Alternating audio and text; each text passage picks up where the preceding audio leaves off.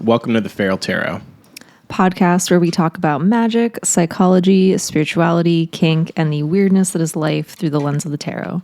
I'm Lux Faros. And I'm Nemo Blank. Thanks for joining us again for another exploration into the cards. Today we're getting back into the major arcana with the Magician, or the Magus. We had a lot to talk about in relation to this card, and time flew by. So we have a long one for you today at 2 hours. So if you have a long commute, we are here for it with you. We're going to be talking about the tools of the Magician, trickster energy, Jesus, and we'll be throwing meat and viscera at a skeleton. We'll also be getting into the topic of what even is magic and a little bit about how it works, as well as some of the key phrases and concepts that came up for us in reflecting on this card.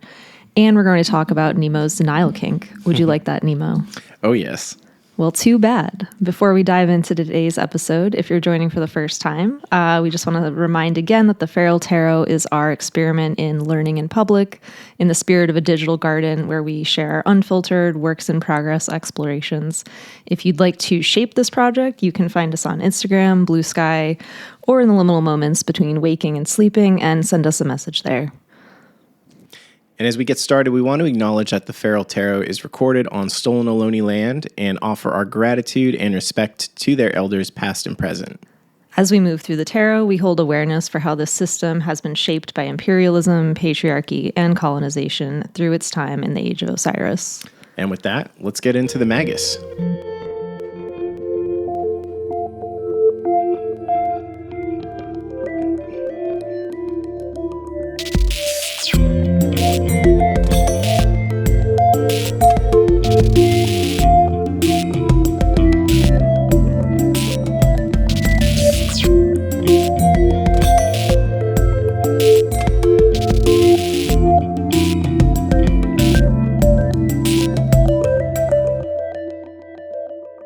I guess let's try out our new structure here and start off with, like, what's this card usually represent? What does it typically mean to people on a base level when it comes up? What are maybe some of the divinations around it? Mm-hmm. I think one of the things I first think about is, like, in a reading sense, it kind of represents mastery over something. But maybe not in the same way as a tens might, kind of on a philosophical mastery, maybe. Yeah, interesting that you say mastery, because I thought a lot about like exerting of power in various ways, because I think like manifestation is the word that I think is most commonly used. That's the one that kind of floated to the top for me. Sure. And I think a lot of the words that came up for me were things that lead to mastery. So I kind of had like all of these like swirl of devotion, desire, and discipline.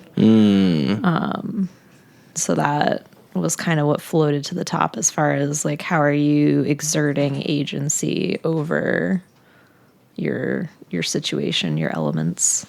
Yeah, that resonates with me, I think, a little bit more than my initial thing. The things that, like you're saying, lead to mastery, the techniques, which is like why he's holding or has all of the elemental tools in front of him.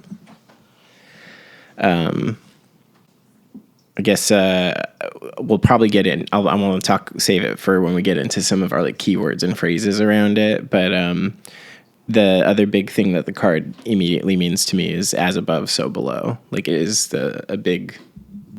it's a huge representation of that axiom in how he's standing, and then also kind of what the action and the motion of the card is too.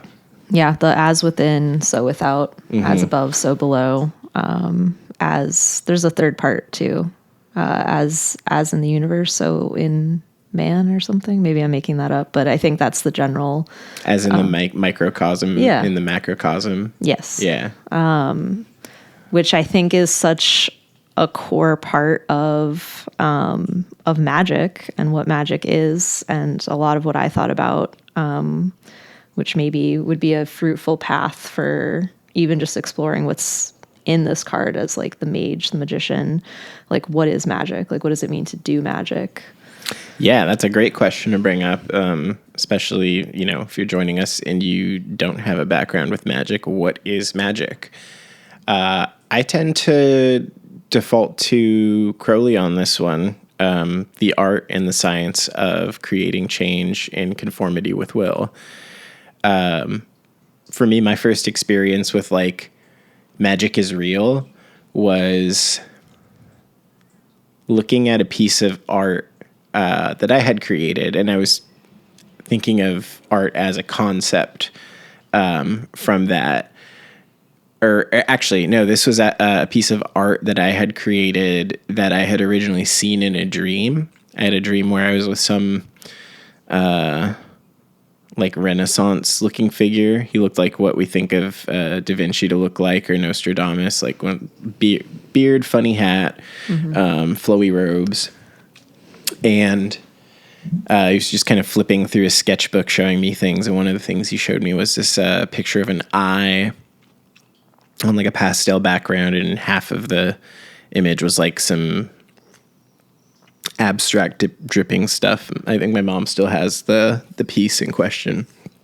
But what really like synthesized, oh, this is magic, is, from my point, creating something that didn't exist in this realm, like bringing something into this world from the dream world. Mm-hmm. And then I think that expanded out for me into like art has the ability to like create a feeling within someone else intentionally. Like you can intentionally affect someone's consciousness remotely with art. And I mean, if that's not magic, I don't know what is. Yeah. I mean, the magic is bringing something into form. And then I think what's interesting about like the symbols in the magician card are that they're symbols that relate to all of the aspects of like a human reality. Like you have the discs, that's like the actual form and the material worlds, and then what kind of art is referring to, and like that emotional experience, with cups, with intuition, with dreams, creativity, and then swords typically referring to the mind, the intellect, what are the ideas that actually set something into motion. And then I'm forgetting, and then wands, kind of that passion, the fire, the drive. So those are all at play in the magician card. And yeah, art, it's an art and it's a science of creating change and like taking that infinite potential of the Fool card and then saying, how am I going to use these raw materials to create something, to create change, to drive my will into reality, which is really appreciated, I think, in the modern worlds. I think myself at first, it was funny, like we were speaking before we started recording about my first tarot deck is like this little dinky Barnes and Noble like checkout aisle pocket deck that I still have the receipt for from 2006. And I feel like a lot has changed in 20 years. But I think in me was always sort of this like, is there more to magic than a little dinky Barnes and Noble like gift box, essentially? And in addition to Crowley, who has his own, lore and, for better or for worse, baggage, Damien Eccles also has a pretty good take on what magic is. Oh, I love Eccles. Yeah. What's Eccles say? He says that magic is the Western path to enlightenment, and that all the kind of Western Abrahamic religions are vehicles that pass along coded information that is essentially to teach us to be sovereign creators in our own reality. So magic is the royal science, and that's something that, I don't think gets celebrated enough in how we approach reality these days. I think something that's interesting about the Western path of magic in relation to enlightenment is like, absolutely, yeah, you can use quote unquote high magic and ceremonial magic to reach states of enlightenment. But there's also a whole lot of fun offshoots that you can take in this world too. And I think those offshoots are probably to contribute to enlightenment, but like in contrast to Buddhism, where I feel like that's, I mean, I guess it depends what trail of Buddhism you go down, because if you get into like tantric Buddhism, it's like a little bit branches out into other things aside from just like trying to reach nirvana, that like extinguishment. But yeah, with magic, there's a whole lot of opportunity for you to like get yourself stuck into the world too, with like, spell work and manifestation stuff. Yeah. So say more about like this idea of being stuck into the world, because I think that's like a key point of when I think of like, when people think of like enlightenment and what that means, of sort of this like holy like sage at the base of the mountain, like detachment, versus there's kind of this grittier like tantric left-hand path of like, yeah, being like really like stuck in the worlds. Yeah. That's a really good point to bring up. Maybe it's not so much a contrast in the end goal, but in the way at the end is met. Yeah, I think with a lot of the times when people start getting into magic, they get into like, on one hand you have spell jars and candles and things where people are like, I need money. Yeah. I need like material things, or doing like a lot of earth magic, or like maybe the next step up from there is they're doing like love spells or social spells, or like, other kinds of work. But these are very like world oriented, as opposed to on the other end of the spectrum, you have like angelic magic, like the Enochian stuff, where they don't even have words for the things that you're learning, because it's all kind of happening above that abyss, above the world of formation, where one is trying to get in touch with and learn about like a godhead level of consciousness, as opposed to having an inkling of that. I think you get in quote unquote low magic, of like, that's obviously going to be a part of it. The element of fire is always a part of everything. But yeah, it's not as emphasized. And maybe that is a left-hand path, right-hand path thing, because I think eventually, after doing all that manifestation and all the, getting into earth stuff, there's nowhere to go but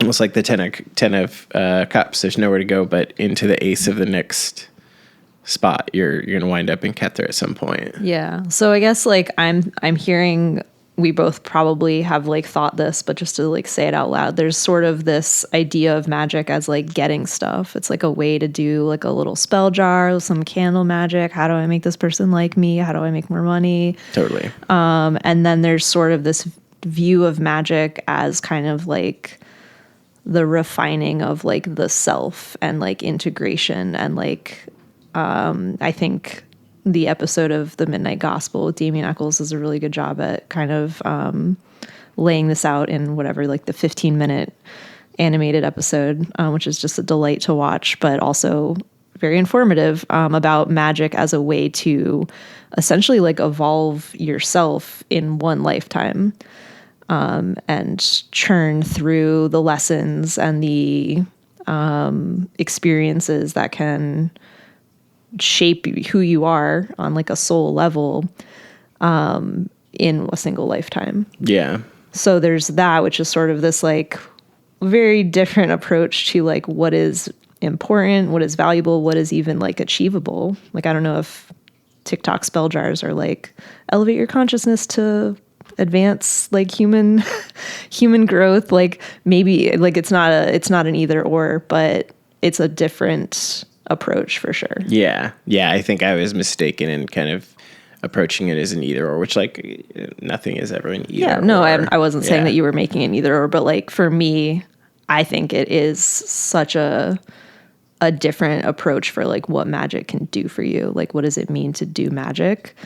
And I think it's not an either or because it's just limited. Like it's using only discs. It's like if you only have like discs and maybe like one other thing, you're doing like, okay, I'm going to use these materials. I'm going to use my feelings. Like I really want this to happen because I'll feel better. Or like I'm really angry. Like let me do, I don't know, like I'm going to get revenge or something. Having your like passion of will and the wands, the fire energy, and like there's like a way in which we want to say like what are all the raw elements that we have available as humans or in our lives, good and bad, and like what do you do with that? Like what are you really going to do with that? Yeah, I resonate with that a lot, and I think that is kind of where the mastery element of it comes into play. Is like the magician knows how to use all of the elements. They don't just work with the discs or the cups. They are using all four all the time. Yeah, and I think that bringing it back to mastery and like mastery of the self, and this idea of like expanding. I think this idea too underlies a lot of like what I think about magic, of like the idea that we're always doing magic and we just might not always like the results we're getting if we're not conscious of what effort we're putting in. The more that you can become conscious of the effects of your actions, the more you can have that mastery over the results. Absolutely. That brought up two things for me simultaneously. I was thinking of one is like, the thought of us always doing magic. Like when you make a sandwich, you're doing magic. Like you had the wands inkling of like, I'm hungry. Yeah. Like, what does that even mean? What does that look like? It's just an archetypical inkling, a feeling before you even have words to it. And then as it sinks down through water, you have your emotional connection as to what do I feel like having? What do I desire? What is a thing that feels like it's going to satiate this down into air, where we're like thinking about the construction of this sandwich, or how are we going to make this thing that we want to eat, and then eventually use our tools on earth to bring it back down the world of discs. So like the most mundane things we're doing every day are magical acts. Absolutely. Damn, there's another thing that came up too that was really interesting to me. But I'm sure we'll come back around to my notes. Yeah, that was like a perfect description of kind of this use of all the elements and the idea of it being in everything that we do. Totally. That was perfect. And the same, and as above, so below, like of it has to first happen as this idea. And then that's what allowing that desire and like primal feeling and being in touch with that and allowing that to kind of like trickle through the rest of us. Like you can, I think, like you can see how complicated magic would become if you had like blockages in that. Like if you had some sort of judgment about hunger, if you had some sort of judgment about what you wanted to eat, like that's where the idea of like, oh, we're always doing magic, like, the result of that, of getting a sandwich and actually getting what you want, relies on that whole passageway being kind of like in tune. That brings to mind the Avatar: The Last Airbender episode where they're going through like the chakras. Yeah. Yeah. I think they represented them as like pools with water flowing them, and if one is blocked up, it's not going to flow to the next one. And when they get blocked up, they get all stagnant and icky. Yeah. And you'd call it, like, I would relate that back to magic still too. Absolutely. I would call it magic. Yeah. Fun thing with this card being that it's about words too. And, I have like such a hesitancy for the word magic. Like whenever I want to tell people like, oh, I'm into magic, the first thing that most people are going to think is like card tricks, stage magic. Yeah. And then like the second thing that I like worry about people thinking, which that like I shouldn't be worrying about what people are thinking anyway, but is like, oh, this is like someone who is totally lost in a fantasy world of like Dungeons and Dragons magic being the next stage below that. Yeah, it doesn't have as lot. It's still kind of coming up into the. I think it's changed a lot. Like I think it's more present, but there's still not. Totally. It's not as culturally present in its the form that's most useful, I would say. Which I think it could be a whole other pathway that we could go down as far as like the repression of the power of like being able to control your will and enact change in the world. Like if everyone, like I think I've heard it referred to as like alchemical literacy. Like it would be nuts. It's crazy to think of like people who wouldn't be able to read or write. Like that's something that we think of as like an issue now. If someone can't read or write, we're like, oh wow, like what happened? This is like a core skill that we should like encourage people to have. It's like seen as this very basic thing. And a lot of changes have happened. It used to be only like royal people and like very high ranking people in society could have this skill. And it was a big deal that now more and more people can read and write. And there's sort of like a reality we could imagine in which like alchemical literacy of the skill of like even thinking in very basic terms of like basic psychology and self-awareness and mindfulness, for whatever that word can still mean in a capitalistic, mental health kind of abducted, bastardized meaning. But the skills of sort of like internal self-awareness, translating and knowing thyself and turning that into like how your life is going to be, we would probably live in a very different world if those skills were available. And I think it's not unintentional that those have been sort of dismissed and made like, oh, like that seems silly, like so much that so many magical people who study this and care about it, or might if it wasn't kind of this occult thing, like it is literally like not common, aren't able to kind of like be more out and about and like find community around it. Like it's still pretty obscure, I would say. Yeah, no, definitely. And like, as you were saying all of that, it made me realize kind of how much of this stuff is kind of making its way through into the mainstreams as well. On the other side of that token, like we do have mindfulness, for better or worse, is like a mainstream term that people are kind of familiar with. Internal family systems is like Goetia light kind of. It's you invoke those demons, those parts of your consciousness, and address them. There's no triangle or circle or whatever, but it's I remember when I started doing internal family systems in therapy, and I was like, this is like the most woo-woo shit I've done. Like I've been doing magic for probably like 5 or 6 years at that point, and I was like, this is the weird shit right here. Yeah. But, and I love that because like it literally is. And it's like, I think I'm just still a little cynical about it, but it is changing. And that's like the perfect example too, because the idea that our consciousness, like I think Lon Milo Duquette, one of my favorite quotes of his is like, everything is happening inside your head. Like it's all in your head, but your head, don't know how big your head is. Exactly. You don't know how big your head is. So the idea that like our consciousness as an individual contains all these different parts and elements, and sometimes they're in conflict, and how do we, mitigate that conflict and unite our will so that we can, have change in our life. That is not only important for like personal self-help and mental health, it's also like a translatable skill. Like if you learn how to mitigate conflict in yourself, you can like apply that to conflict in an outer world. And like, man, do we need some conflict mitigation? And, as within, so without. There we go. Yeah. Yeah.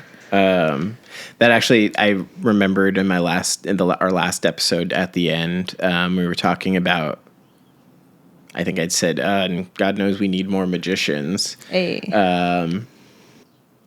I was thinking about that, and like, yes, we do. I think need more magicians, but also there are plenty of magicians out there, and like, not all of them are great.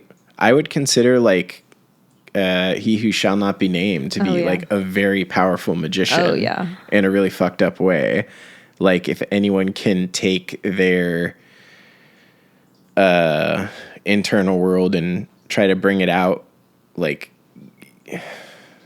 I don't know. There's some like dark sorcerers who are working on this timeline right now to like have gotten to the point where we're at now.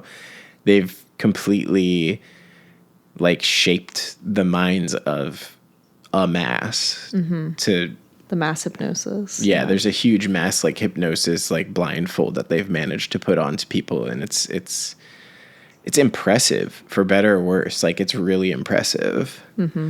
But that is heavy magic right there. That is not and from the outside it looks like something super mundane, and I think that's what I've come to learn doing magic over the last like over 10 years.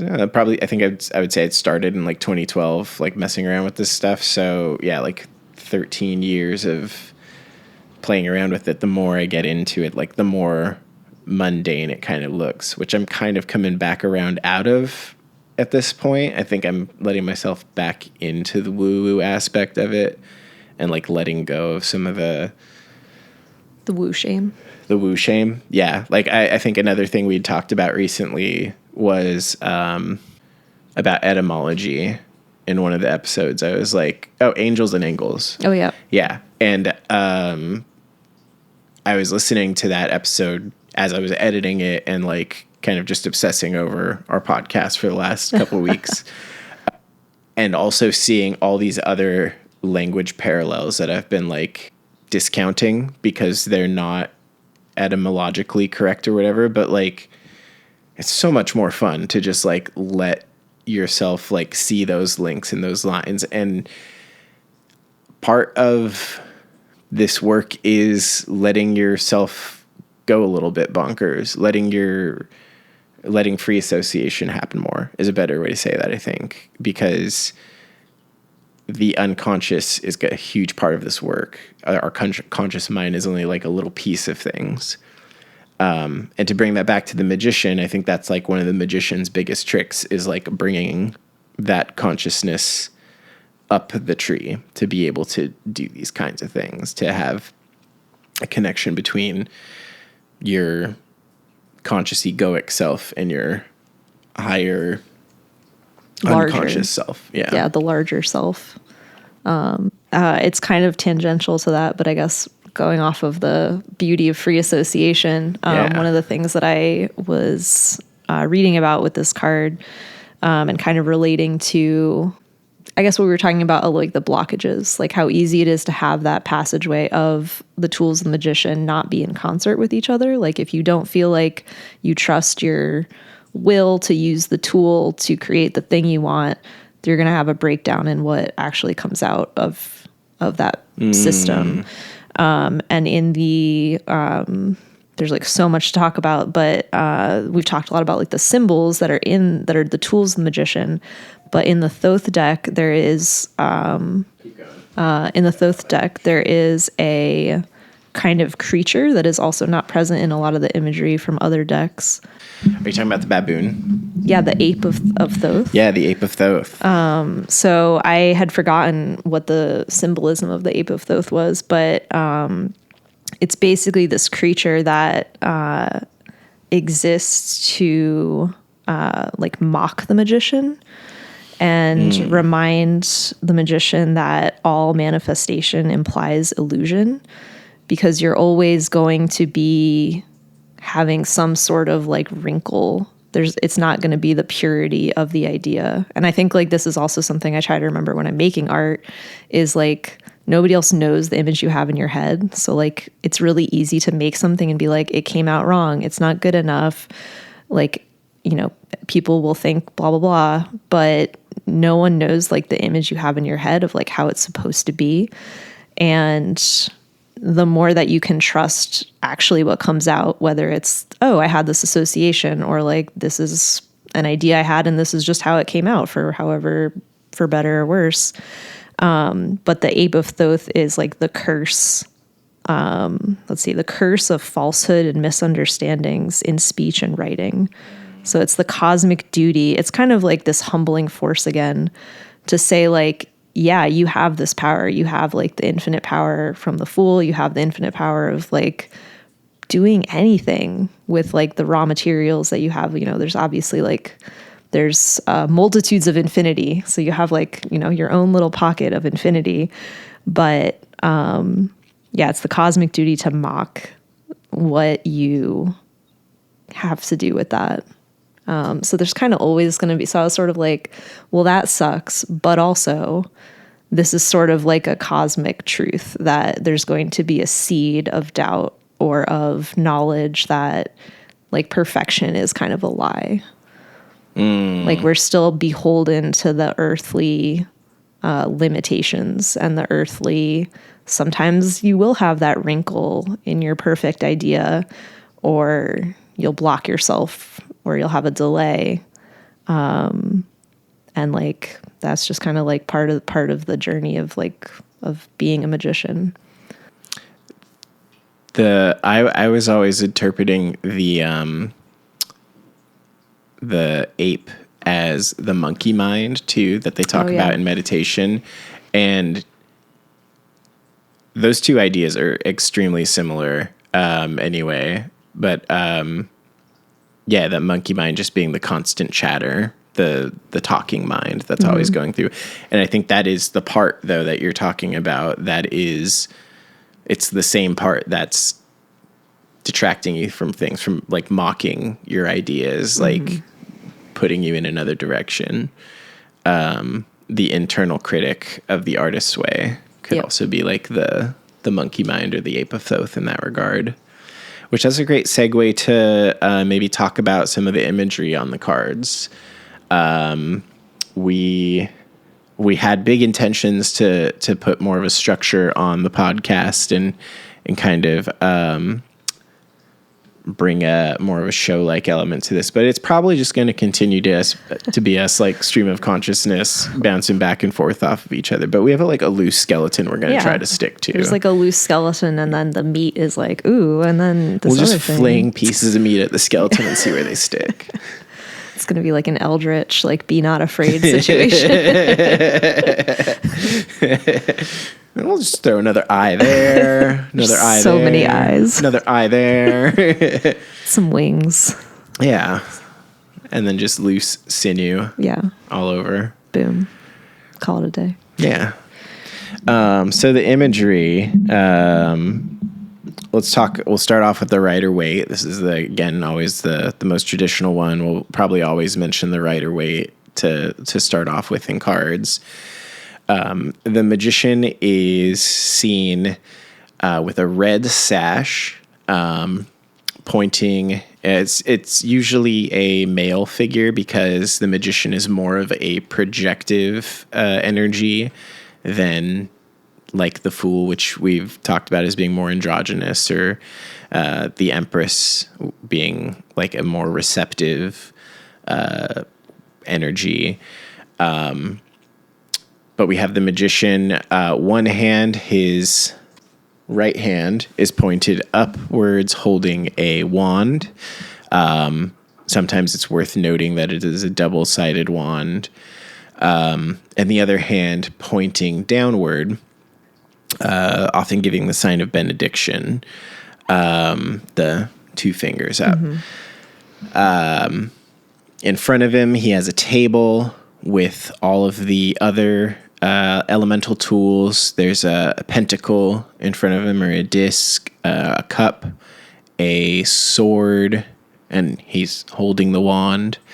Some other things worth noting in the background of the Rider Waite are the red roses. This also kind of represents the fire element of it. I guess let's start maybe breaking that one down a little bit, and then we'll get into some of the other cards and symbolism in front of us. But pointing up with one hand, pointing down, obviously. As above, so below. As above, so below. The biggest axiom of hermeticism. And I think that is to indicate that truth, but also remind you of who the magician is, which is Thoth, Hermes Trismegistus, whatever figure you'd like to attribute to that. And then I just have to interject too, since we've already mentioned Avatar, The Last Airbender.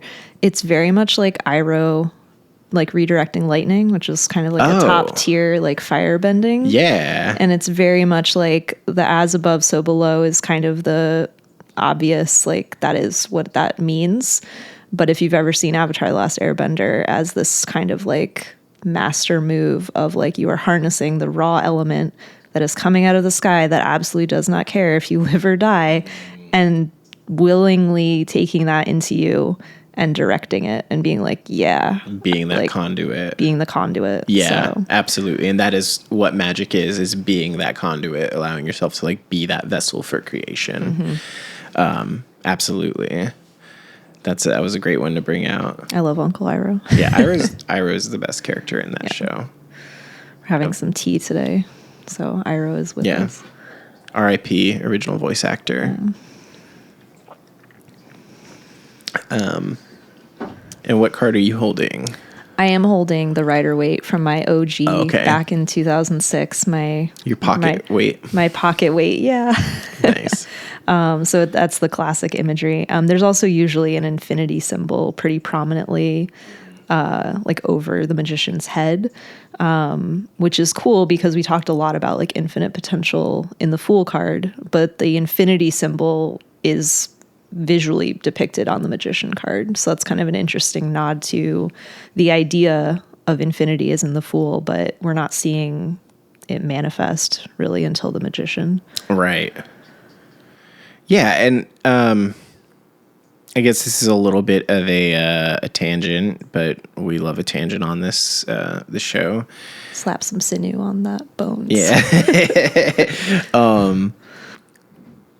Why do you think I've been racking my brain with this, and why do you think it goes from the Fool to the magician? Why is the magician the first person that the Fool encounters?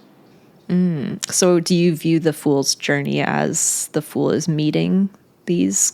I think that's one way that people have kind of gone about it. I mean, the other thing is, the Fool is all of the cards. So how does the Fool go from being a fool, slipping into this world, to be like becoming a master of it instantly, if that's the case? I mean, I think like I love the word paradox. So I think maybe there's a paradox to like the Fool being the ultimate magician and not knowing. So it's kind of the lapse from unconsciousness into your first consciousness of being a creator. You're probably not going to get it right. But once you know that you're doing it, that's going to start something. So that is kind of the start of the journey of knowing that you're on the journey. I like that a lot. One thought that came up for me in relation to that was Hermes, Thoth are typically psychopomps as well. So like as the Fool is falling down this rabbit hole, one of the first characters he would encounter would be a psychopomp, someone who's like, hey, this is, yeah, exactly, a guide to the world that he's now found himself in.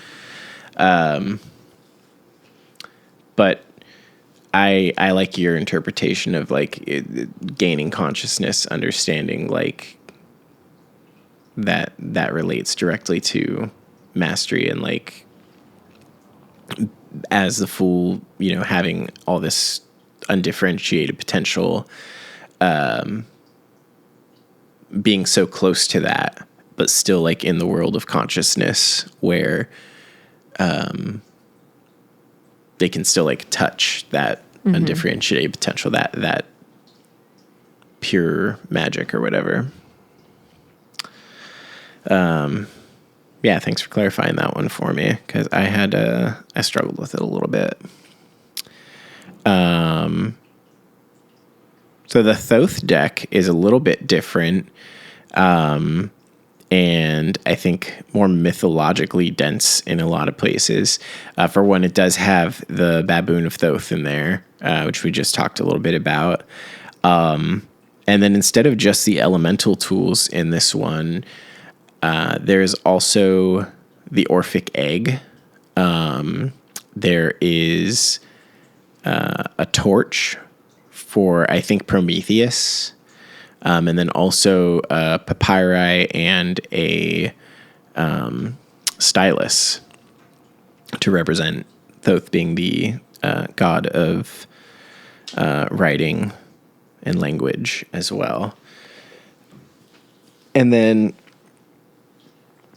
in the Thoth also, yellow is not really a color that we associate with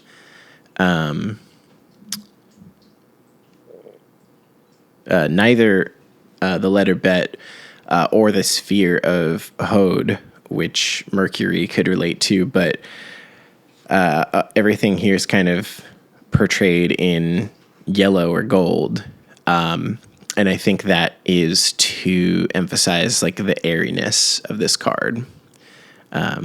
Mercury, still being like an air symbol, or air element, I guess. And then the airiness of thought, which is what Thoth kind of what it's all about. And then another thing, just kind of going back to the Orphic Egg, I always kind of knew the Orphic Egg. Well, not always, but in getting more familiar with the Thoth deck, recognize the Orphic Egg as this like symbol for, potential for the thing that is being manifested. But I recently, through the podcast that you had recommended to me, Sleepover with Carolyn and Layla and Carolyn, learned who's in the egg. I forget, so remind me. It's Faunus, or I don't think it's pronounced Fanes, but I believe it's Faunus, who is, I believe they're also called protagonists, which means firstborn. Okay. But the word Faunus means to bring light. It's light bearer, Lucifer. Which every time I came from like a Christian upbringing, so initially getting into the occult was like a little likewise spooky for me, I guess. But no, there's so many great things about Lucifer. I think like Lucifer is like the Jesus Christ character. I think Christ is Lucifer. Lucifer is Christ, vice versa. And also, being within the Orphic Egg, light bringing,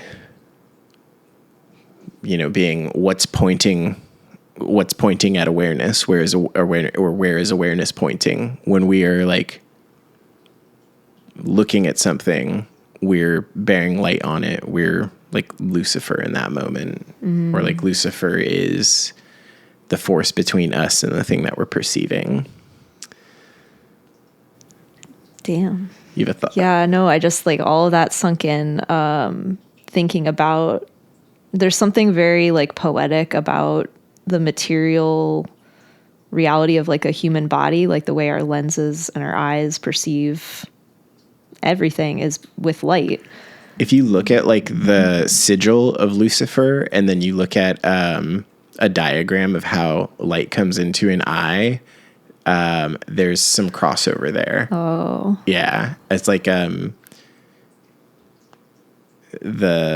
if you have, imagine an eye looking out horizontally and you flip that graph on its axis, like 90 degrees, it's pretty much the sigil of Lucifer. Yeah, there's a rich mine of symbolism there. And like there's also something to be said probably for like the way that our brain has to flip reality upside down. Like everything, like the way the light kind of like inverts, like when you look at a spoon and things are upside down, that kind of thing. And this way of like, of like duality, of like both the light allows us to see things and then it's also inverted. And that's been demonized so much in our culture. The inversion. Like Lucifer. Yeah. The seeing, having awareness, like. Yes. The shining light on things. Exactly. Yeah. Yeah. And we see it especially with like anti-science stuff, like the Dark Age. The Dark Age like was without light. Like the light of the mind was extinguished and it was filled with religion. Yeah, and it was kind of the false duality too of like demonizing like the sort of like friction that occurs when you demonize any part of like kind of how I keep coming back to this idea of like all of the tools of the magician needing to be in alignment and you kind of have to trust each part of them. So if you're demonizing either like, as often happens in like organized religion, if you're demonizing like the primal will of like desires of like hunger, of sexuality, things like that, or if you're demonizing the ideas of like science or medicine, you're going to start to get you're going to start to be in friction with reality if you are eliminating some aspect of that, of human innovation, essentially. Yeah, absolutely. Yeah. And the magician does not have those blockages. Those kinds of things are flowing freely through the magician. Mm-hmm. Or at least is implied in the card. In the Thoth card, which we were just talking about, it has a lot of movement to it. I think, generally because of Hermes being the messenger and that being, a manifestation of the magician or of Hod or Thoth. But also kind of, I think, to imply the flow of those things. Like you were saying, if we don't have those frictions, if the magician's using all those tools without judgment, we can have things flowing freely from Keter to Malkuth. Mm-hmm. And I think we sort of have touched on this at various points, and maybe this is, again, a tangent from the symbolism, but the tangent I'm kind of thinking of is that idea of demonization and the idea of flow, and those, like you were talking about, basically how, like, we have a lot of, like, dark magicians and, like, very effective magic that is not necessarily what many people would actually want.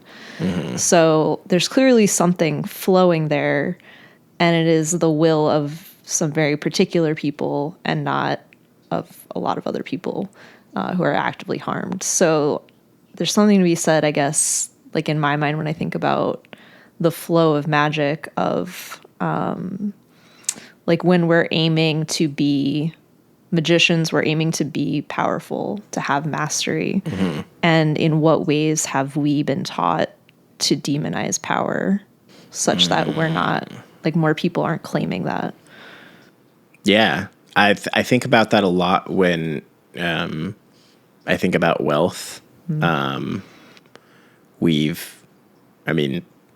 In my social circle, we've kind of like demonized wealth, especially like, billionaires, which that is kind of a gross, I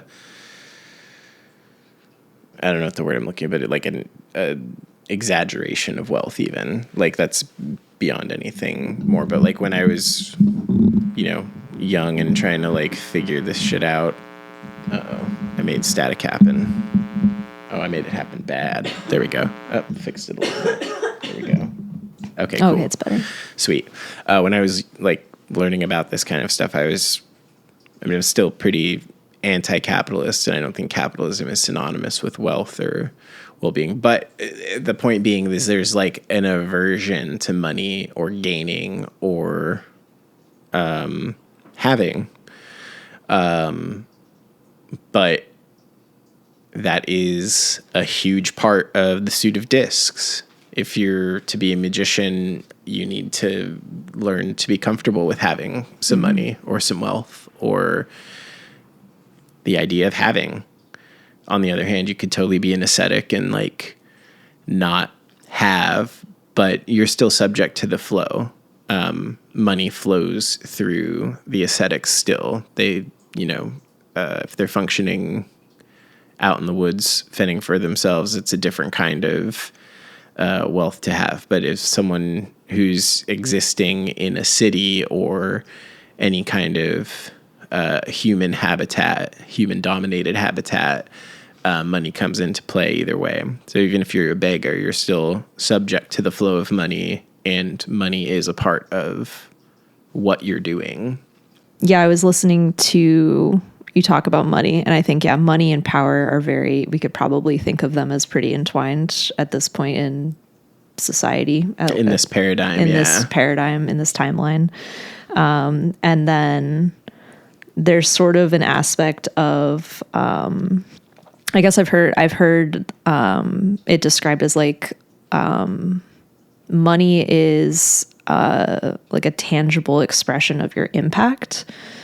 I feel like I heard it in a more succinct way, but maybe it was in kind of like a wealth building or, entrepreneur context as a way to kind of destigmatize wanting more, wanting money, wanting influence, whatever, to not be like, oh, like I hold this shame, like I don't want to like take this away from people, but rather viewing like I have something valuable, so people will want to offer me something in return because I'm helping them, because I'm offering them this, because I'm creating something worthwhile. So it's not like I'm taking something away, it's an exchange. And I think that ideally would be what it is. It is a symbol of, that kind of reciprocity. And it's become so parasitic. It's become so far from that, where it is really hard to kind of get back to that view of money. And the idea of it being like generous to offer something that then someone can have and make it sustainable. And I think that's also in that book you initially had shared with me. There's like a paradigm of like money tokens. I can't remember. What book are we talking about? The Psalm of the Wild Built. Oh, yeah. Pebs. Pebs. Yeah, they have pebbles. Like, even though they're not like a capitalist society, they still have a representation for carrying favor.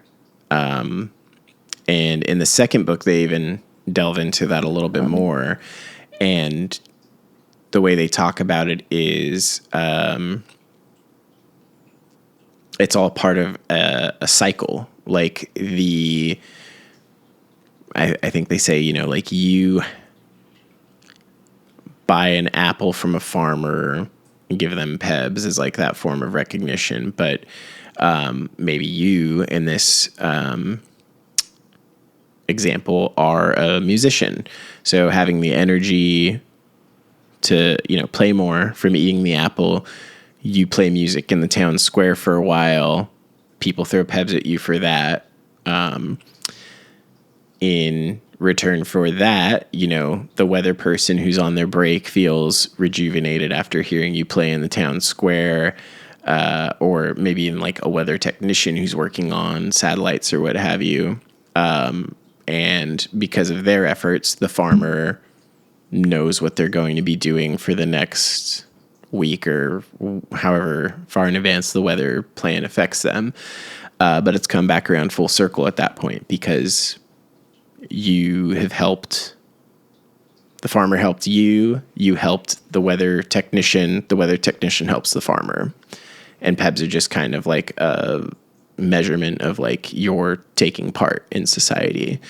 I don't remember which book it is in, but they say like, well, what if, someone doesn't have PEBs or has like a negative balance, don't they get penalized or whatever? And sibling deck says, no, absolutely not. We don't penalize someone for that. This is telling us that they need help. There's an imbalance because they're not getting PEBs. They're not putting anything out. It's probably because they are in a place where they can't put anything out or feel like they can't put anything out. And I think it's like, I think that speaks to humans' innate drive to create and to contribute. Like, there's this whole like archetype of like, no one wants to work anymore, but like, of course people want to work. They just want to, work on things that feel good and contribute in a way that feels good to them. There's a really interesting loop, I think, that has come because I'm thinking about the suppression of the idea of magic and how telling it is that on like a systemic level, so many people are depleted that the idea of putting their will out and creating something, not knowing what the result will be, is so impossible for so many people. And like, that's like legitimately terrifying, but it's like also extremely potent to like, because then that raises the question in my mind of like, what would need to change for people to feel like there is some sort of innate capacity to do that? Like, what is missing in that balance? Is it and I guess to come back to that like pipeline of like raw material, like what is depleted and what would need to be introduced? Like if we think of it as almost like an ecosystem of like, to go back to like internal family systems to resources, what needs to be reintroduced to like a human ecosystem to allow like magic and power to flow and feel more possible for more people? Like that's kind of like both a terrifying and large question and also like very exciting because it makes it feel possible, I think. I think it's like what needs to be put in and what needs to be like taken out. I think the biggest issue, I think time is the big factor in that. Time is also the world that we live in. They're both ruled by Saturn. Those limitations that were put within. If you imagine it as a circle, which we often do with Saturn, the circle's like completely filled in. People don't really have like nothing time. Every bit of time needs to be like accounted for. So I feel like it's so rare that people actually even have mental space or time to think about what their thelema is, what their will is. What is the thing that they want to do without being prompted or like that would drive them? I also think about how expectations are placed too, where people, for better or worse, social media has made it a little bit easier for people to like follow their dream, so to speak, to like do that creative thing, to like feel like they can do that creative thing, which I think is massively helpful. Because growing up for me, I really wanted to be a musician. That was like my thelema at that age, was like all I wanted to do was play music. I wanted to be in a band. I also probably would have wanted to act. I think being a performer to some extent was like a big thing for me. Hence recording myself and putting myself on the internet, talking about this stuff. But like, yeah, that level of communication, I think, was part of my will and why Thoth is like my patron. And I got the message over and over again, like, oh, that's so great that you want to do that, but you need to have like a backup, or like this can't be like your real thing that you're working on. Like you need to study something like tangible and go to college and, have a quote unquote real job, which, led to me trying a bunch of different things and like not falling into anything that felt good and eventually burning out. And and holding a lot of resentment from my family for like kind of taking that from me in a way, like just impeding on your agency. Yeah, like, impeding on my agency and under the guise of like, oh, we know what's best, which is one of the worst ways to do that. Yeah. Yeah. But I mean, here we go. But listening to Carolyn Elliott's been interesting for me. We could kink that and then say like my job was actually to learn like how important my own will is and how to assert my own will beyond that. My kink was someone lashing me with like, nope, consequences. You're not going to get consequences. that. Yeah. You want this, don't you? Yep. Nope, not for you. Yeah, the denial, tease and denial. Like, Yeah, you could have that. That's nice, but like I don't think that's a good idea. My soul has such a denial kink. It's the existential kink is a really great lens for. And for anyone who's not familiar with the world of Carolyn Elliott and existential kink, this is essentially a kind of playful lens of looking at, of doing shadow work. So looking at kind of unconscious patterns and things that we don't like in our life, and seeing that kind of like our soul and like our larger self is kind of here for the whole enchilada of human experience. So, in what way can we view negative experiences, things that were painful, as I like to think of it as kind of like a learning experience. I think a little bit more of the edgy take of the kink take is, how was this pleasurable for me, which sometimes can be difficult to jump to that point. So I would say, what did this teach me? Can be a gentler place to kind of onboard into that idea, because that's a good place to be gentle about what is enjoyable, is like, what did this teach me? How did it help me grow? So yeah, the existential kink of, you can't have that. And like, oh, wasn't that difficult for you? And, oh, but you did such a good job getting through that. So it's definitely a way to kind of start adjusting, I think, like self-judgment around like, oh, I let those people tell me what was best. And like, I should have done this or I should have done that. And that's part of that kind of like, I guess, like what I was thinking about, how does the fool become the magician, or how does he meet the magician? And it is sort of that like,